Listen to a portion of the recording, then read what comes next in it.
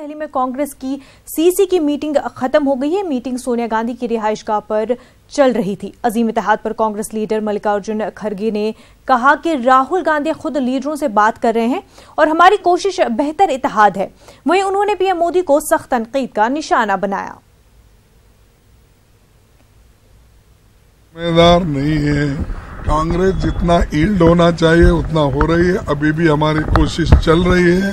राहुल गांधी जी खुद हर जगह हर लीडर से मिलके बात करके अपनी कोशिश जारी रखें। इसीलिए हमारी पूरी कोशिश रहेगी टिल लास्ट मोमेंट तक। चौकीदार का जो ट्रेंड चला है उस पे लोगों को ये क्रिटिसिज्म हो रहा है कि आप लोग चौकीदार शब्द का गलत इस्तेमाल कर रहे हैं।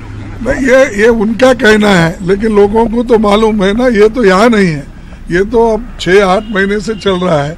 अब वो उनको ये हो रहा है कि ये भाई चौकीदार चोर है बोलने से जो थ्रू आउट कंट्री ये फैल गया है, इसको किस ढंग से रेटिफाई कर लेना, इसके लिए अपना नाम बदल के रख लेने की उन्होंने कोशिश कर रहे हैं। ये उनकी इच्छा है।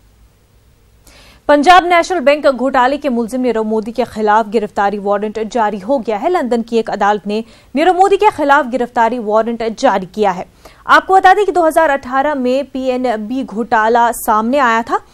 हीरा ताजिर नीरव मोदी और मेहुल चोकसी ने बैंक की मुंबई ब्रांच से जालसाजी करके गारंटी लेटर हासिल किया था और बैरून ममालिक के दीगर हिंदुस्तानी बैंकों से कर्ज लिया था। वाज़ेह है कि नीरव मोदी लंदन के वेस्ट एंड में आलीशान घर में रह रहा है और लंदन की सड़कों पर बेखौफ घूमता हुआ कई बार नजर आ चुका है।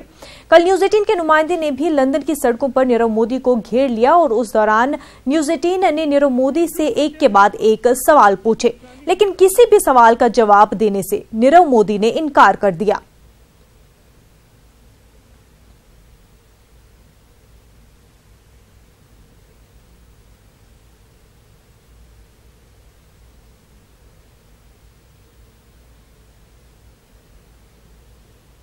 But surely you know there's an extradition warrant that's been issued, Mr. Modi.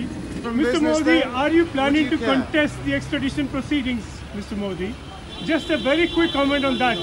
Just if you could share your thoughts, what you are planning next, Mr. Modi. Mr. Modi, these are some very simple questions we are asking you, Mr. Modi. Just very simple matters that are out in the public space. Whether you are planning to contest any extradition proceedings. If you can just give us a quick comment on that.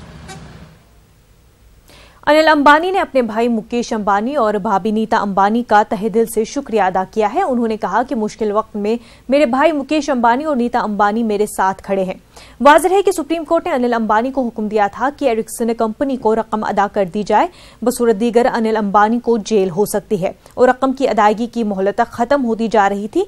तभी मुकेश अंबानी मुश्किल वक्त में अपने भाई अनिल अंबानी के काम आए, जिस पर अनिल अंबानी ने कहा कि मुकेश और नीता अंबानी ने खानदानी इक़्तिदार का पासो लिहाज रखा है, जिसके लिए मैं उनका शुक्रगुजार हूं।